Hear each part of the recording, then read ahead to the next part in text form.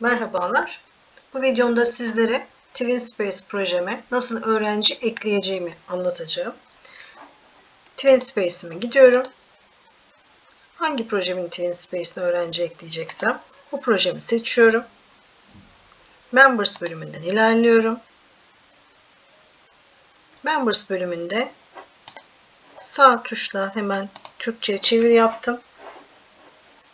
Üye ekle, üye davet et bölümleri var. Şifre güncelle, davetli öğrencileri ihraç et diye bölümler var.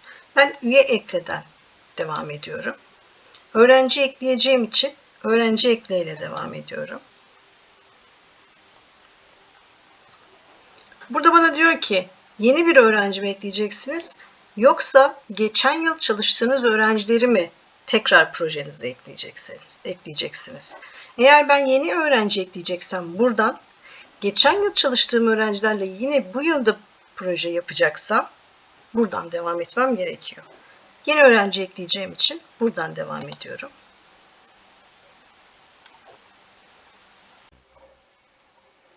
Ben hemen buraya ilk öğrencimin adını giriyorum. Arda dedim. Soy isim istiyor benden. Soy ismini genelde kişisel verileri koruma kanunu gereği full soy isim olarak girmiyoruz. Sınıf bilgisi, okul bilgisi ya da kısaltma, nickname kullanabilirsiniz. Ben öğrencimin sınıfını yazacağım buraya. Arda, ben tıkladım.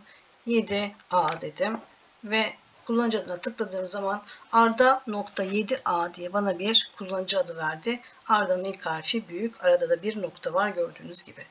Arda öğrenci mi yoksa öğrenci yöneticisi mi diye bana soruyor. Öğrenci dedim. Daha yönetici olacak kadar Arda'nın dijital bilgileri yok diye düşünüyorum. Ve öğrenciyi ekle diyorum. Öğrenciyi ekledikten sonra yeni bir satır açıldı bana. Burada ikinci öğrencimi ekliyorum. Bunun adı da Ayça olsun.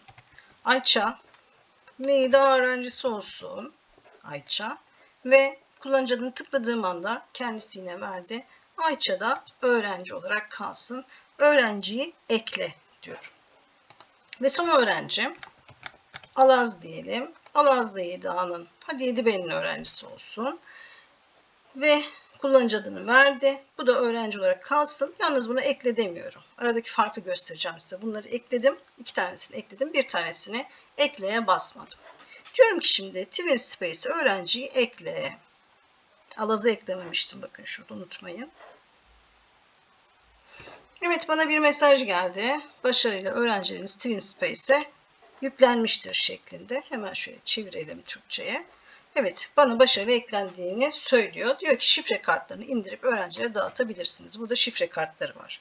Unutmayın ki bu şifre kartlarını sistem bir kere veriyor. Yani ilk öğrencileri eklediniz, bu şekilde bitirdiniz. Tüm öğrencilerinizi ben 3 tane yazdım ama siz 13 tane, 23 tane, 30 tane kaç tane öğrenciniz varsa alt alta yazabilirsiniz. İndirdiğiniz zaman, ilk eklediğiniz zaman size indirdiğinizde bu belgeyi veriyor sistem. Bir daha bu belgeye ulaşamıyorsunuz. O yüzden drive'ınıza, bilgisayarınıza, görüntüsünü telefonunuza mutlaka yedekleyin. Bir tanesini dosyanıza koyun derim ben size tavsiye olarak. İndirelim bu kartları. 3 öğrenci eklemiştim. Arda, Ayça ve Alaz. Evet, bakın burada indi belgem. Hemen tıklıyorum. Arda'nın ismi var, Ayça'nın ismi var. Son eklediğim Alaz'ın ismi yok. Çünkü ona yan tarafındaki ekle bölümüne basmamıştım. O son öğrenciyi de mutlaka ekle tuşuna basmamız gerekiyor. Gördüğünüz gibi 3 öğrenciden bir tanesi son eklediğim öğrenci. Özellikle sona bıraktığım ve ekle tuşuna basmadığım öğrencinin ismi yok. O yüzden son öğrenciyi de ekledikten sonra mutlaka o yan taraftaki ekle tuşuna basmayı unutmuyoruz. Kullanıcı isimleri var burada. Büyük harf, küçük harf noktalara dikkat ederek girmeleri gerekiyor.